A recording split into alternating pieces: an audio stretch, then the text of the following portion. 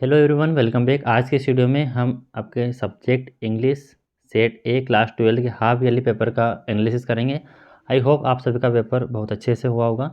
आप सभी अपने आंसर्स को एक बार मिला लीजिए कि आप क्या लगा कर आए हैं, जिससे कि आप अपने नंबर का एक अनुमान लगा पाएंगे कि इतने नंबर आपको आ सकते हैं।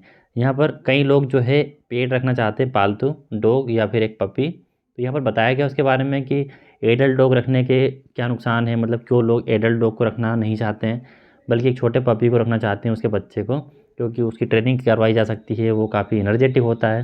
बहुत सारी चीज़ें थी। तो यहाँ पर आपको आंसर फाइंड आउट करने पर मिल ही जाएंगे। जैसे कि author apparently thinks that puppies are. तो यहाँ पर ऑथर क्या सोचता है कि पपीज कैसे होते हैं, तो ये फ्रेंडली और प्लेफुल होते हैं। सेकंड लाइन में आपको मिल जाएगा। फिर आपसे पूछा कि बिहेव कैसे बिहेव करते हैं, तो एक्ट कैसे करते हैं, यह इसका सही अर्थ रहेगा, सिनोनियम। The above passage speak of, ये जो एबव पैसेज है यह इमेच्योर एक्टिविटी यानी बिहेव है पपीज का, उनके बारे में है। विच of the following is the best synonym of relax. Relax का मतलब होता है rest. In the above passage the phase on other hand, और दूसरी तरफ से ये देखा जाए तो पहले कोई बात बोल दी जाती है और फिर हम बोलते हैं ऑन द अदर हैंड। एक तरफ तो ये बात है और एक तरफ ये बात है, यानी प्रीवियसली वाली जो बात होती है उसका विरोध कर रहे हैं। तो contradict previous information, option number B सही हो जाएगा। इसमें यूज की गई है ये लाइन कि इसके अलावा, जैसे कि यहाँ लिखा ना, इसने बहुत सारी बातें बता दी कि अलॉट ऑफ वर्क्स होता है, train the puppy work on less on the other hand. और दूसरी तरफ जब हम एडल्ट डॉग को लेकर आते हैं तो पहली वाली बात का विरोध करके फिर दूसरी वाली बात बताई जा रही है। आई होप आपको क्लियर हो गया होगा। द ऑथर से many adult dogs spend a lot of time in the pound. बहुत सारे डॉग जो है अपना अधिकतर समय पाउंड में बिताते हैं, क्योंकि उनको कोई घर लेकर नहीं जाता है। And some never find good homes, और कुछ तो उसमें से कभी एक अच्छा होम नहीं प्राप्त कर पाते हैं। तो क्योंकि सब ना पपीज़ को ले जाना पसंद करते हैं, एडल्ट लोग को नहीं। तो पीपल थिंक, लोग क्या सोचते हैं, people think that puppies are cute and playful, कि पपीज़ जो होते हैं यानी जो डॉग के छोटे बच्चे होते हैं वो कैसे होते हैं, क्यूट होते हैं और प्लेफुल होते हैं। And do not always think about how much work it will take to train them, और वह इस बारे में नहीं सोचते कि इनको ट्रेन करने में कितना काम करना पड़ेगा। तो ये इसका मतलब है many dogs spend a lot of time in pound. Based on the information the passage it can be understood that someone who owns a puppy must be very. यदि व्यक्ति कोई जो कि पपी को रखता है उसको क्या होना चाहिए, उसको स्ट्रिक्ट होना चाहिए, सीरियस होना चाहिए, रिस्पॉन्सिबल होना चाहिए, ऑप्टिमिस्टिक होना चाहिए। तो यहाँ पर उसको रिस्पॉन्सिबल होना चाहिए, जिम्मेदार व्यक्ति होना चाहिए। सेवंथ नंबर वाला देखिए, according to the passage why is it easier to take care of adult dog than puppies. तो एडल्ट डॉग की तुलना में जो है easier to take care of adult dog, adult dog को टेक केयर करना आसान होता है पपीज़ की तुलना में। तो उसका कारण है कि puppies need to learn how to walk well on a leash. तो पपीज़ को ज़रूरत पड़ती है सिखाने की। Adult dog have less energy than puppies, तो एडल्ट डॉग होते हैं उनमें कम एनर्जी होती है पपीज़ की तुलना, बिल्कुल सही है। ये सारे पॉइंट आपको मिल जाएंगे। It is harder for adult dog to find a home, adult dog के लिए होम को फाइंड करना मुश्किल होता है, home than it is for puppies, puppies की तुलना में। तो यहाँ पर ये पूछा why it easier to take care adult dog. तो ईजियर क्यों होता है, क्योंकि उसमें कम एनर्जी होती है, पपीज़ को ट्रेनिंग देनी होती है, और मुश्किल से ही डॉग को जो है घर मिल पाता है पपीज़ की तुलना में। तो ऑप्शन 1 2 3 यहाँ पर क्या है, सही है। Based on the information in the passage which of the following statement is false. आपको गलत स्टेटमेंट बताना है।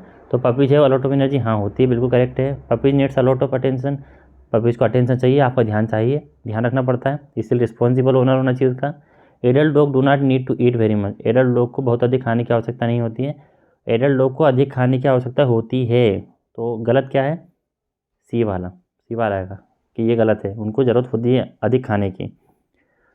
नेक्स्ट देखिए 10th वाला, which is the best example of dog that is house broken. House broken यानी जो घर से भाग जाता है कुत्ता और बाहर हरकतें करता है। Spot goes outside to use the bathroom, जो कि बाथरूम को यूज़ करने के लिए आउटसाइड जाता हो, ये एग्जाम्पल रहेगा हाउस ब्रोकन का। बाकी सभी इनकरेक्ट है। आपको एक पैसेज दिया था जिसमें आपको नोट्स बनाने थे, इसके लिए मैं ऑलरेडी वीडियो बना चुका हूँ कि नोट्स कैसे बनाते हो, टाइटल कैसे प्रोवाइड करते हैं। तो यहाँ पर इन्वायरमेंटल पोल्यूशन जो है इसका टाइटल था, या पोल्यूशन भी आपने लिखा तो इसका टाइटल है। नोट मेकिंग में की टू एब्रीविएशन के साथ आपने बनाया होगा तो आपका पेपर काफ़ी अच्छा गया होगा। To sell lost and found के एडवर्टीजमेंट, इन सब के लिए वीडियो ऑलरेडी प्लेलिस्ट में अपलोडेड है, मैं प्रीवियस ईयर ही बना चुका था। तो यहाँ पर टू सेल हाउस होल्ड यानी घर की चीज़ें बेचने के लिए आपको एडवर्टीजमेंट बनाना था लोकल न्यूज़पेपर के लिए। या फिर मैंने ऐसे 5 पोस्टर्स का एक वीडियो बना रखा है, इसमें इंपॉर्टेंट से no to drugs, blood donation camp, tree plantation, इनको लेकर मैंने क्या बना रखे हैं, पोस्टर बना रखे हैं। तो उसमें पहले ही पोस्टर था आपका इफेक्ट ऑफ ड्रग यानी से नो टू ड्रग। तो ये दोनों में से आप कुछ भी बना सकते थे। देन इस वाले क्वेश्चन नंबर 4 में आपका नाम बताया था सोमन सक्सेना, आपको एड्रेस दिया था, आपको एक लेटर लिखना था एडिटर को लोकल न्यूज़पेपर के लिए। यहाँ पर आपको इनसैनिटरी कंडीशन, आपकी कॉलोनी की इनसैनिटरी कंडीशन जो है वो बतानी थी। या फिर यू आर अजय दुबे, आप अजय दुबे हैं, एट दुर्गा कॉलोनी गुना में रहते हैं, write a letter to your friend, informal letter लिखना है अपने दोस्त को, उसको सजेस्ट करना है about how to prepare NEET की नीट की तैयारी कैसे करें, क्योंकि आपको उसकी जानकारी है। क्वेश्चन नंबर 5 में आपको यहाँ पर एक राइट अप मैंने रिपोर्ट तैयार करना था वैल्यू ऑफ गेम्स पर। यहाँ पर पैराग्राफ नहीं लिखना है, यहाँ पर वैल्यू ऑफ गेम्स पर आपको राइट अप लिखना था। इसमें आपके कुछ वर्बल इनपुट्स दिए मैं 120 शब्दों में लिखना था कि नेसेसरी फॉर लाइफ, गेम्स क्यों ज़रूरी है, रिमूव मोनोटोनी कैसे रिमूव करेंगे, मेक ओवर बॉडी हेल्दी, इससे क्या होती है, बॉडी हेल्दी बनती है, लर्निंग गुड हैबिट्स, अच्छी आदत सिखाता है ये क्या, value of games, develop quality and brotherhood, इससे क्या ब्रदरहुड और क्वालिटी डेवलप होती है। या फिर आप क्या कर सकते थे, इनमें से किसी एक पैराग्राफ पर जो है टॉपिक पर 120 वर्ड्स में आप एक पैराग्राफ लिख सकते थे।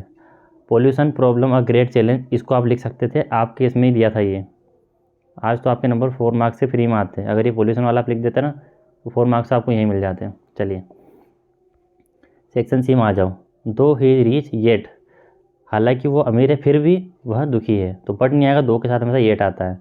His brother is good at mathematics, at English at, उसका भाई जो है मैथमेटिक्स में अच्छा है, तो पढ़ने में तो मैं आ रहा है लेकिन एट प्रीपोजिशन लगता है, गुड के बाद क्या आता है, हमेशा एट आता है, फिक्स प्रीपोजिशन है गुड एट। वी टू, अगर टू आता है हमें जो है रिस्पेक्ट करना चाहिए एल्डर्स की, ये नैतिक मूल्य है, तो आउट टू, यहाँ टू लगा तभी समझ आना चाहिए कि आउट टू आना चाहिए। He is R J N R J, R J R मतलब वोवेल साउंड, आर मतलब ए, ठीक है, आर जे साउंड तो एन आंसर आ जाएगा। Will you lend me some money क्यों आएगा, क्योंकि यहाँ पर रिक्वेस्ट की जा रही है, will would could please kindly से यदि सेंटेंस स्टार्ट होता है तो हम जानते हैं कि इंट्रोगेटिव नेगेटिव में एनी का यूज होता है, लेकिन विल से और वुड से और प्लीज़ और काइंडली से स्टार्ट होता है सेंटेंस, तो आपको सम लगाना, सम आएगा यहाँ पर। He can write with either hand, वह दोनों हाथों से लिख सकता है। बोथ का मतलब भी दोनों होता है, लेकिन बोथ क्यों लगाया, क्योंकि एक टाइम पर दोनों हाथ से नहीं लिख सकता, वो लेफ्ट हैंड से भी लिख सकता है फिर देन राइट हैंड से भी लिख सकता है, तो दोनों में से प्रत्येक से लिख सकता है वो, इसलिए आइदर ऑफ हैंड आएगा यहाँ पर। अब आए थे डुएट डायरेक्टेड पर, जो कि आपको यहाँ पर बनाने थे।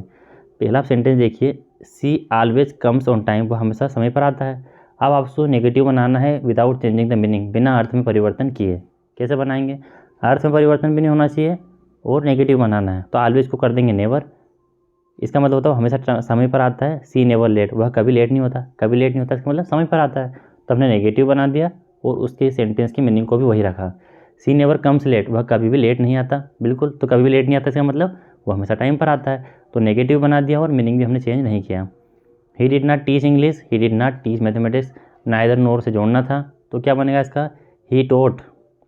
पहले आपको ये बात समझ में आ जाना चाहिए कि नाइदर के बाद जो, यदि हम वर्ब ले रहे हैं तो नोर के बाद भी वर्ब लेंगे, नाइदर के बाद सब्जेक्ट ले रहे हैं तो नोर के बाद भी सब्जेक्ट लेंगे, नाइदर के बाद नाउन ले रहे हैं तो नोर के बाद भी नाउन लेंगे, तो इसलिए आपका ही आ जाएगा, फिर डिड नॉट हटेगा तो वर्ब की सेकंड फॉर्म आ जाएगी, क्योंकि डिड था तो ये अफर्मेटिव बनेगा फिर से, तो ही टोट, फिर नाइदर इंग्लिश नोर मैथमेटिक्स, अगर नाइदर के बाद इंग्लिश लगाया तो नोर के बाद मैथमेटिक्स लगेगा।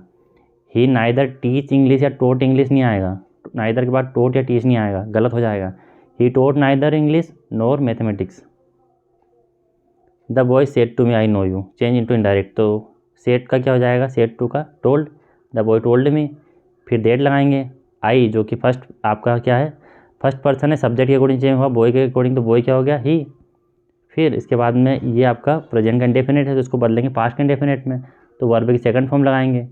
न्यू, ही न्यू, फिर यू जो कि आपका सेकंड पर्सन है, ऑब्जेक्ट के हिसाब से मी के अकॉर्डिंग चेंज होगा, तो हो जाएगा ही न्यू मी, तो क्या हो गया आपका answer, the boy told me that he knew, KNEW knew me, ठीक है।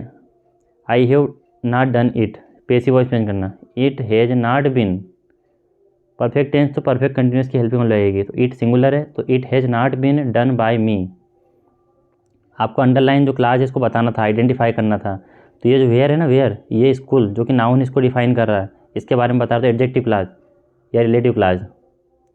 फिर आपको नो सुनर की जगह पर लगाना था एज सुन एज, तो आप नो सुनर को हटाएंगे और लगाएंगे एज सुन एज, फिर द सन लिखेंगे और ये डेट था तो मतलब पास्ट इंडेफिनिट, अब वर्ब की सेकंड फॉर्म आएगी तो राइज का क्या हो जाएगा, रोज़, तो as soon as the sun rose, फिर ये देन को हटाएंगे और कोमा लगाएंगे, तो सेंटेंस होता है आपका as soon as the sun rose, फिर comma the fog disappears. Clear है, ये सारे आपके बिल्कुल करेक्ट डुएट डायरेक्टेड है। अब हम चलते हैं सेक्शन डी, टेक्स्ट बुक पर आ जाते हैं। YMCA वही आपका डीप वाटर से लिया गया है। यहाँ पर आई कौन है, यहाँ पर आई बता रहा है विलियम डगलस अपने बारे में, जो कि इसके राइटर है। What does the word treacherous means, treacherous का मतलब है डेंजरस, डेंजरस यकीमा रिवर के बारे में बात हुई थी। How was Yakima YMCA pool safer, तो YMCA पूल सेफर क्यों था, क्योंकि इसके जो shallow water to learn swimming, उसका जो स्टार्टिंग वाला पॉइंट था जब हम उतरते हैं स्विमिंग पूल में, वो सेलो वाटर था, यानी डीप उसका कम था। तो यहाँ पर लिखा हुआ है पैसेज में आराम से, यहाँ लिखा है it was only 2 or 3 feet deep in the shallow end. YMCA pool to learn swimming, तो ऑथर यहाँ पर क्यों जाते हैं, तो ऑथर इसलिए जाते हैं क्योंकि वही बात है कि ये 3 फीट डीप है सेलो पर और 9 फीट डीप है उसके अदर एंड पर, यानी धीरे धीरे ग्रेजुअल ड्रॉप होता है।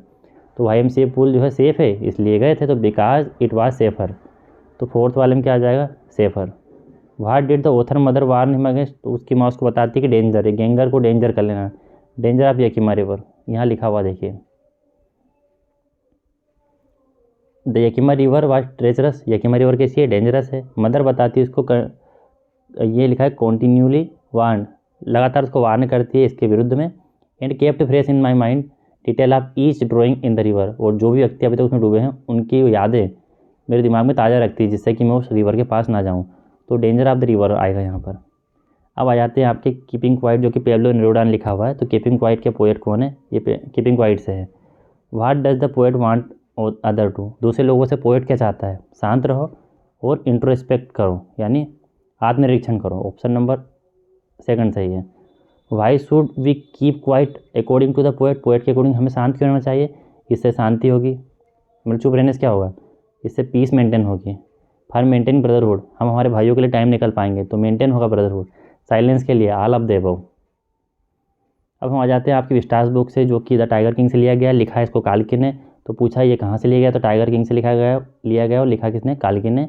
How was the tiger king brought up, कैसा हुआ उसका पालन पोषण, तो वह रॉयल फैमिली से बिलोंग करता था, तो उसका childhood day apart from describe the boy drink milk of English cow, English cow को दूध पीता था, इंग्लिश नानी से पढ़ता था, तो बाय रॉयली शाही तरीके से उसका जो है पालन पोषण हुआ। At what age was he handed in throne, कितनी उम्र में वह थ्रोन पर बैठा, तो 20 साल की उम्र में। इसमें लिखा हुआ है age 20 he stayed with the court of ward come into his hand, तो 20 साल का जैसे हो गया शासन उसको मिल गया। व्हाट डज द सेंटेंस सा नथिंग बट इंग्लिश फिल्म, वह कुछ नहीं देखता था परंतु क्या देखता था, English film. That means did not see anything, वह कुछ नहीं देखता था इंग्लिश फिल्म को छोड़कर। ऑप्शन नंबर 1 सही हो जाएगा। बाकी आपके क्वेश्चन आंसर थे जो कि काफ़ी ईजी थे। आई होप आपका पेपर अच्छा गया होगा। वीडियो आपको पसंद आया लाइक जरूर कीजिएगा। आपको अनसीन पैसेज कैसे सोल्व करने हैं, एक्सट्रैक्ट कैसे आएंगे आपकी, इसमें आपको प्ले लिस्ट मिल जाएगी 12th की क्वेश्चन बैंकिंग, आपके लिए बहुत इंपॉर्टेंट है, एक भी क्वेश्चन आपका बाहर नहीं जाएगा। वीडियो अच्छा लगा तो लाइक जरूर कीजिएगा, इसे अपने दोस्तों में शेयर जरूर कीजिएगा। मिलता हूँ अलग इन्फॉर्मेटिव वीडियो में दोस्तों, तब तक के लिए टाटा बाय बाय।